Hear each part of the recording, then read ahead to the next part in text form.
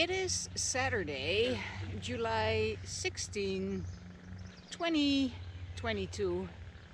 It's been a couple of days since I fell off a horse pretty bad, and I am on the mend, but I still feel pretty sore. My bum is sore, my spine is sore, and I just have limited mobility.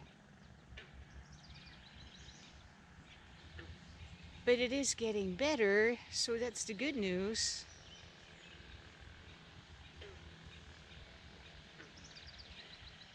The sad news is that the owner of the horse that threw me has decided to sell him.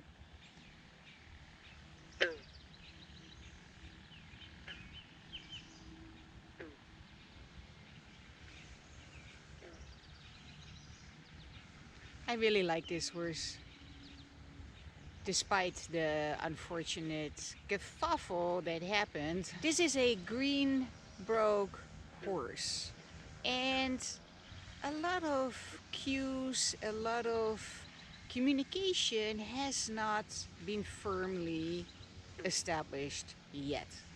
Also, the relationship still needs to develop. There needs to be far more trust and partnership developed. This is a horse that is just starting to accept a human on his back, and that's about it. My friend really wanted to go trail riding, and her horse, 17 years old and very seasoned, was up for the task. And I felt, given who Cisco is, it would probably be okay to sort of train him on the job. At first, she would mostly be in the lead, but then after a while, she would rather have me in the lead just because her horse is slightly on the lazy side, which is good because she is 74 and you don't want a hothead of a horse.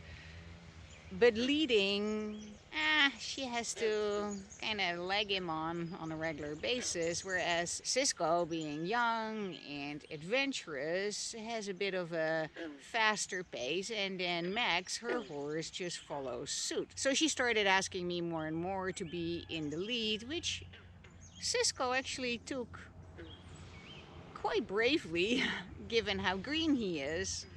And so that's how it developed. On the trail ride, just before the explosion, I asked him to go towards the hill where it happened, and he was very reluctant. And I pushed him through his threshold. He was very reluctant, for whatever reason that is so, to take that trail. And I asked him to do it anyway. Pushed him through his threshold, and so that kind of set the energy forth. And I know that it is a traditional belief within horsemanship that you can't let your horse win. But there was something about that trail that already gave him some anxiety. Maybe he saw or heard something that was beyond my perception. In any case, I kind of override his apprehension, pushed him through the threshold, and that led up to where he started bucking like it was a rodeo. As I was replaying the incident in my mind, I realized something else. We were riding in new stirrups. And the way these stirrups were manufactured left a bit of a rounded edge, but still an edge on the stirrup. The stirrups are also a little wide, and the surface that you rest your boot on was constructed like what I called a cheese grater, very rough and grippy. So between a sort of a sort of rounded edge like this. This is a little bit more sharp, but it was a rounded edge here. My foot here, trying to leg him on like this, it poked this part of the stirrup in his ribs with a force that was also far more than I was applying, because it acted like a lever. And as I was legging him on, I could feel something odd that I didn't expect, because this was the first time I rode in these stirrups. And I could feel that there was something going on that was far more than I intended. And he exploded on it. Honest to God, he totally exploded on it. And he exploded on it because he is a green horse. Some of my cues he doesn't understand. He was already in a state of mind that wasn't calm and collected, because I forced him through this threshold. So all these things, and then God knows what his initial apprehension was all about. It is entirely possible that up that hill something or someone was that gave rise to his anxiety. Later on, I saw an ATV zip by.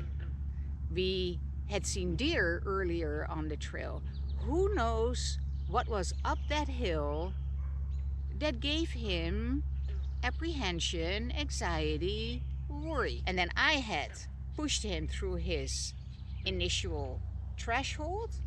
And then as I asked for, step it up a little bit, I did the weird thing with the stirrup.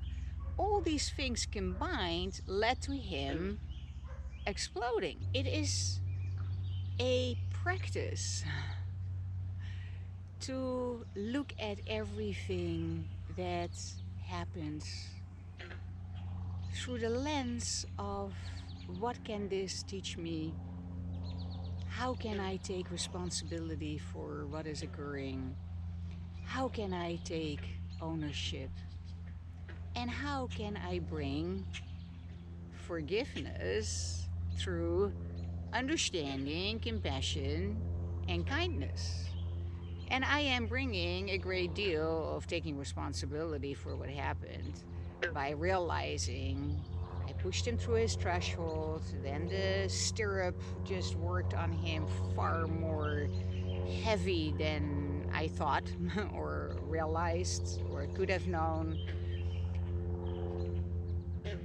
I understand, therefore I can be compassionate and kind to him and forgive him for his throwing me, which was unpleasant. I also bring that same forgiveness, understanding, compassion, and kindness to myself, because I realized, well, we are out there on the trail. My friend is coming from a more traditional idea of, you can't let the horse win. If you want to go right and he doesn't want to go there, well, you have to ask until he's willing to give it to you, because that's just what you do. And I went with it. I went against my whatever. I don't even want to call it better judgment, because it's just a different way of approaching things. I went against my different way of approaching things, realizing, okay, here's a threshold. Instead of pushing him through it, can I help him through it? Can I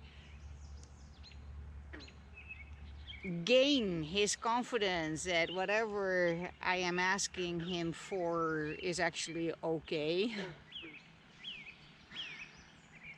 I could have dealt with it differently, but I didn't.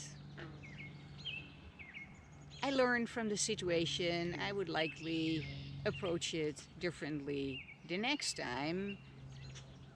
But since this horse is now for sale, there might not be a next time. Not with this horse, anyway.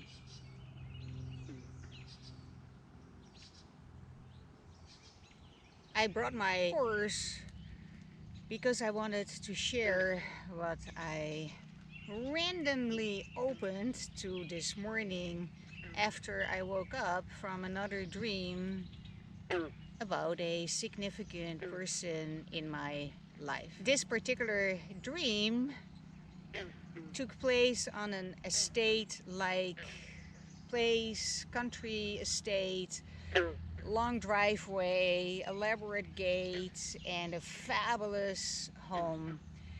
And a whole group of us were gathering there, like 50, 60 people. It was an event. And I knew this significant person was there. I've seen him there, and I was looking for him, and he was trying to avoid me. That was very clear. And the scene that I woke up from was I was searching for him in the crowd, and as I saw him, he walked away. And I woke up feeling a little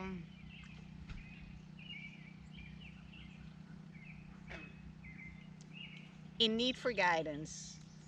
And this is what I opened up to. The agreement to join. What waits in perfect certainty beyond salvation is not our concern. For you have barely started to allow your first uncertain steps to be directed up the ladder. Separation let you down. The miracle alone is your concern at present. Here is where we must begin. And having started, will the way be made serene and simple in the rising up to waking and the ending of the dream? When you accept a miracle, you do not add your dream of fear to one that is already being dreamed. Without support, the dream will fade away without effects, for it is your support that strengthens it. No mind is sick until another mind agrees that they are separate. And thus, it is their joint decision to be sick. If you withhold agreement and accept the part you play in making sickness real, the other mind cannot project its guilt without your aid in letting it perceive itself as separate and apart from you. Thus is the body not perceived as sick by both your minds from separate points of view. Uniting with a brother's mind prevents the cause of sickness and perceived effects. Healing is the effect of minds that join, as sickness comes from minds that separate. I got separated from my horse just a couple of days ago, and my body is hurting for it. The miracle does nothing just because the minds are joined and cannot separate. So the miracle does nothing because the minds are joined. They're already joined. The miracle doesn't join minds. Minds are already joined. The miracle is basically just the experience thereof, the allowing to experience what is already so. Yet in the dreaming has this been reversed, and separate minds are seen as bodies which are separated and which cannot join. Do not allow your brother to be sick, for if he is, you have abandoned him to his own dream by sharing it with him. He has not seen the cause of sickness where it is, and you have overlooked the gap between you where the sickness has been bred. Thus are you joined in sickness to preserve the little gap unhealed, where sickness is kept carefully protected, cherished, and upheld by firm belief, lest God should come to bridge the little gap that leads to him. Fight not his coming with illusions, for it is his coming that you want above all things that seem to glisten in the dream.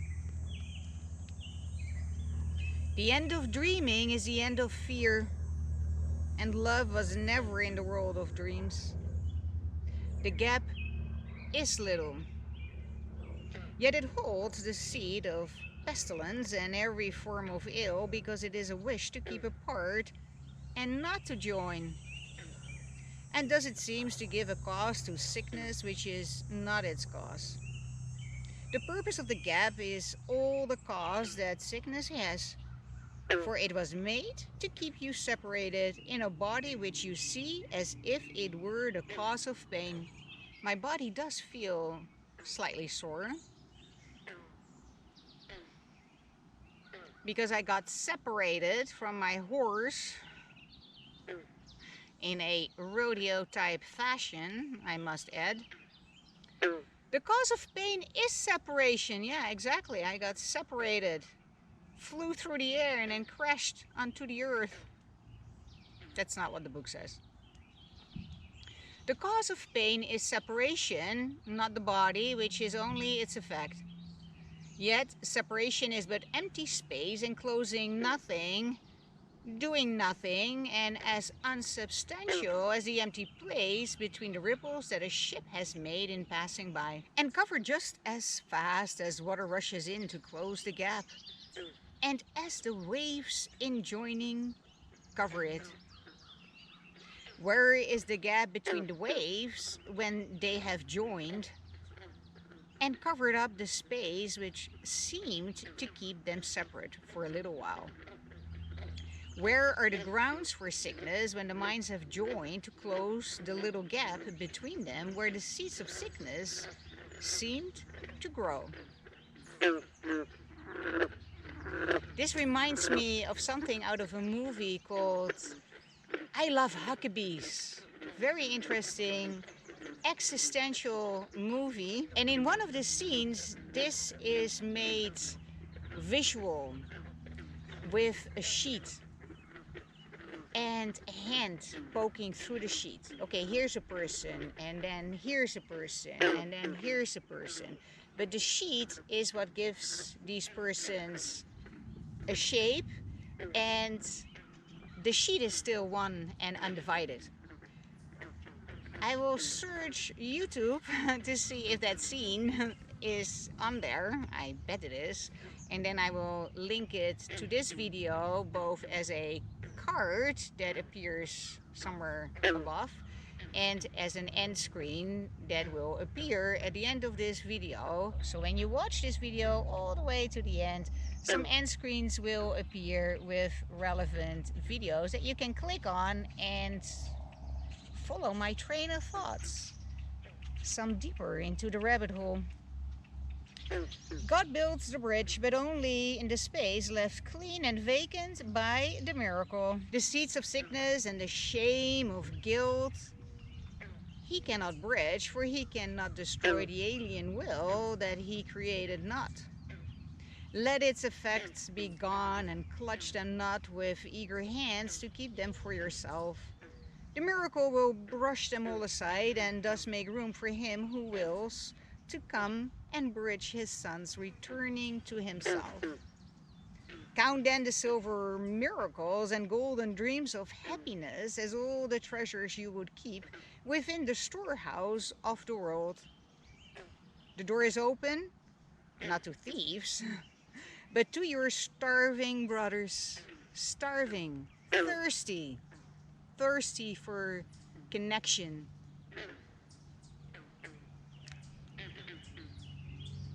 I did a video on that. The door is open not to thieves, but to your starving brothers, who mistook for gold the shining of a pebble, and who stored a heap of snow that shone like silver. They have nothing left behind the open door, What is the world except a little gap perceived to tear eternity apart and break it into days and months and years? And what are you who live within the world except a picture of the Son of God in broken pieces, each concealed within a separate and uncertain bit of clay? Be not afraid, my child, but let your world be gently lit by miracles. And where the little gap was seen to stand between you and your brother, join him there. And so sickness will now be seen without a cause. The dream of healing and forgiveness lies and gently shows you that you never sinned. The miracle would leave no proof of guilt to bring you witness to what never was, and in your storehouse it will make a place of welcome for your Father and yourself. The door is open that all those may come who would no longer starve for love and connection and acknowledgement, and would enjoy the feast of plenty set before them there. And they will meet with your invited guests the miracle has asked to come to you. This is a feast unlike indeed to those the dreaming of the world has shown. For here, the more that anyone receives, the more is left for all the rest to share. The guests have brought unlimited supply with them, and no one is deprived or can deprive. Here is a feast the Father lays before his Son and shares it equally with him. And in their sharing, there can be no gap in which abundance falters and grows thin. Here can the lean years enter not, for time waits not upon this feast, which has no end. For love has set its table in the space that seemed to keep your guests apart from you. And then the next paragraph is called The Greater Joining. Accepting the atonement for yourself means not to give support to someone's dream of sickness and of death. I need to reset. Oei, oei, oei.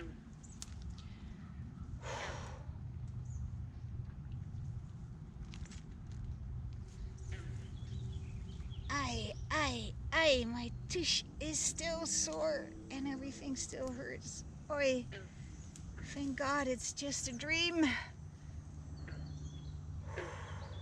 My body could use some loving, tender care. And then it continues with the greater joining. Accepting the atonement for yourself means not to give support to someone's dream of sickness and of death.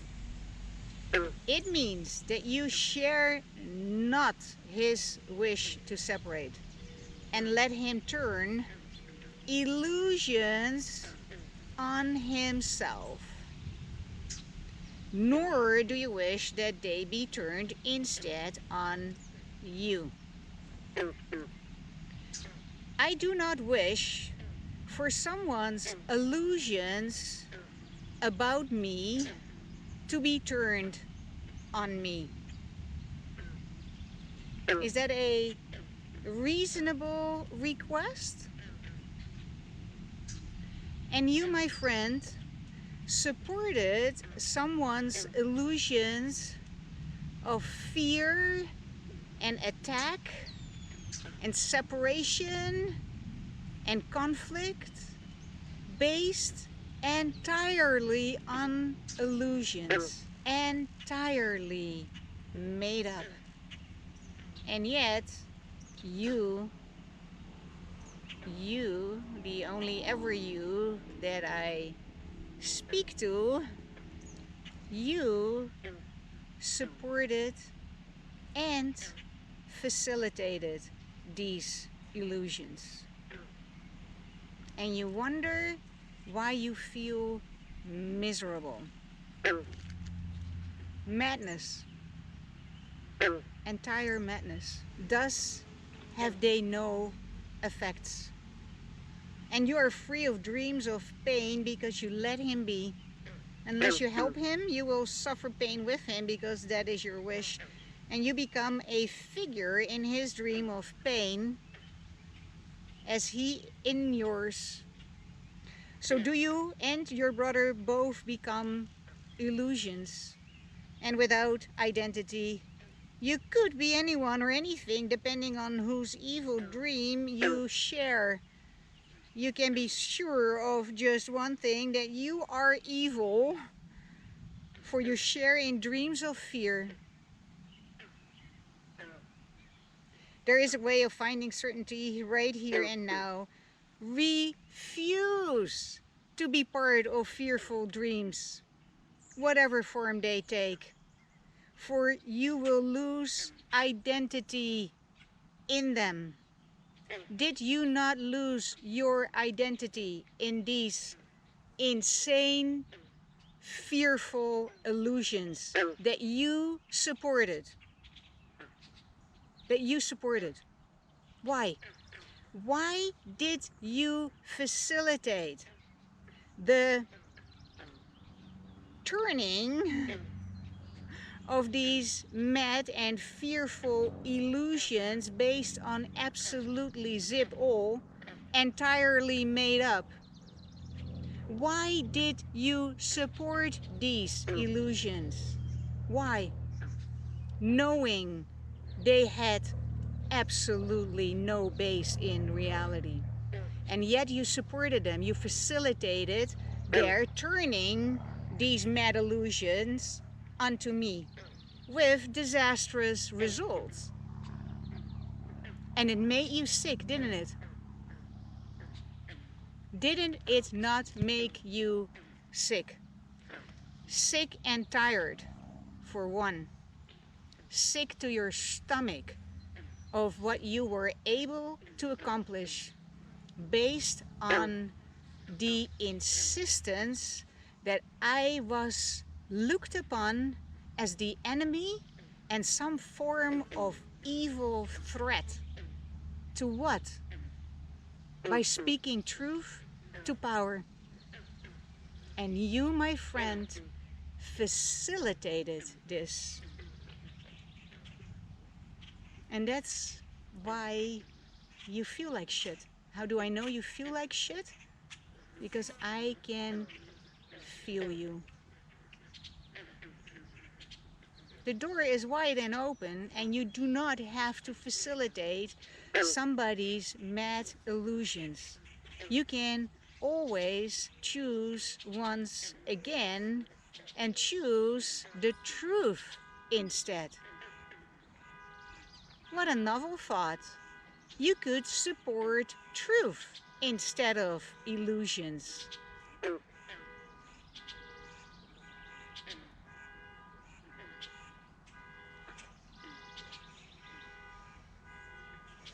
It will make you feel a lot better.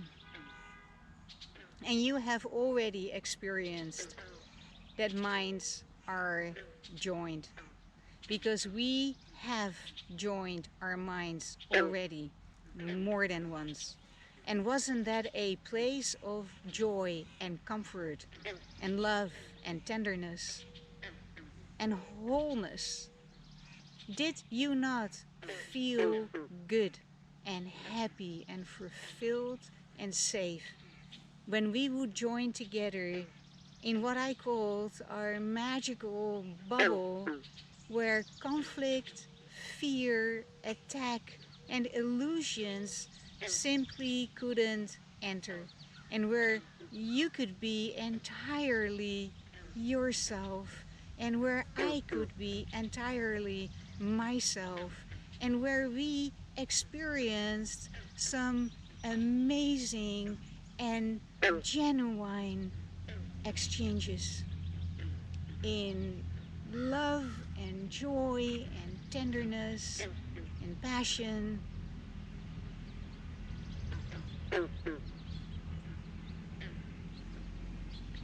In mind, we have joined together already on numerous occasions.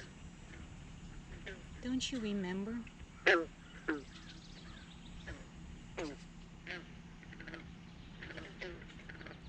And all I'm asking you to do, for my sake and yours, is to no longer support the illusions that painted me as a malicious, fearful, and dangerous person based on the stories told by someone who is clearly not in touch with reality. And yet, through your support, my love, only through your support did these illusions become the basis of a very unpleasant reality.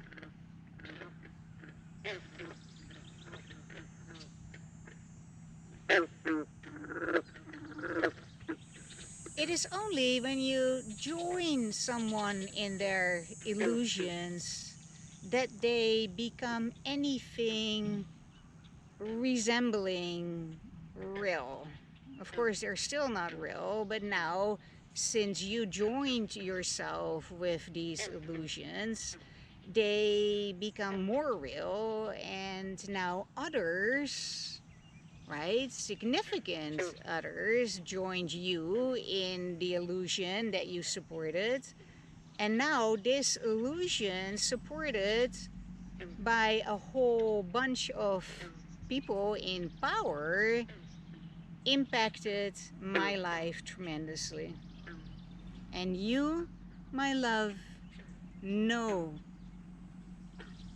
that the basis of this are the insane imaginings of someone who was only ever interested in deflecting his own guilt. You joined this person in his war against me, and that is at the root of your sickness.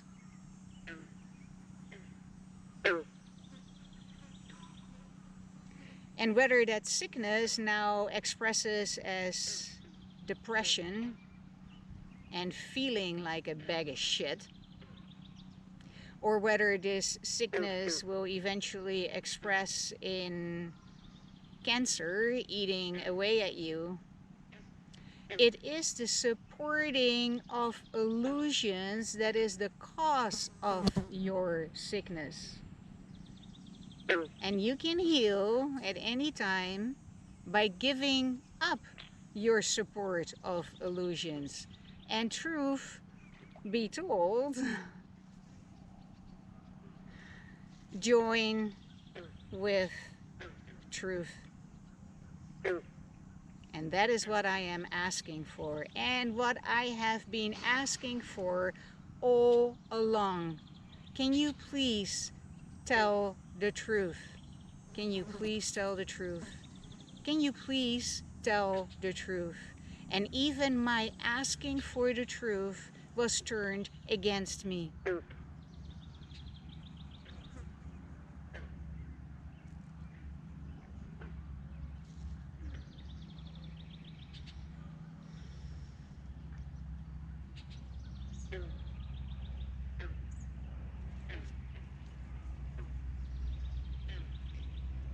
Ouch. I'm still hurting all over. Oi, oi, oi. My body could use some loving, tender care right now. Even if you could just think some loving, tender thoughts about me, I think it would already help.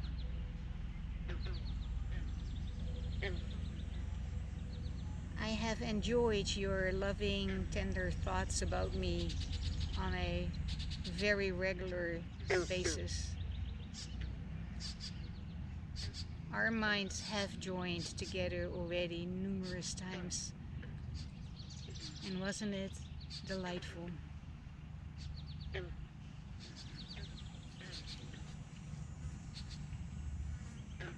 The door is round and open. And it is up to you whether you want to continue to support illusions and feel like shit because of it, or whether you want to join in love and truth and allow for justice. What is it that you desire to support, my friend? It is up to you. It is entirely up to you. And it is entirely up to you because I cannot even afford new glasses, let alone afford justice. And that justice is something that is only affordable for the wealthy here in Canada. Pains my heart, but I have to acknowledge that that is what is so right now. I am entirely dependent on your choice for justice.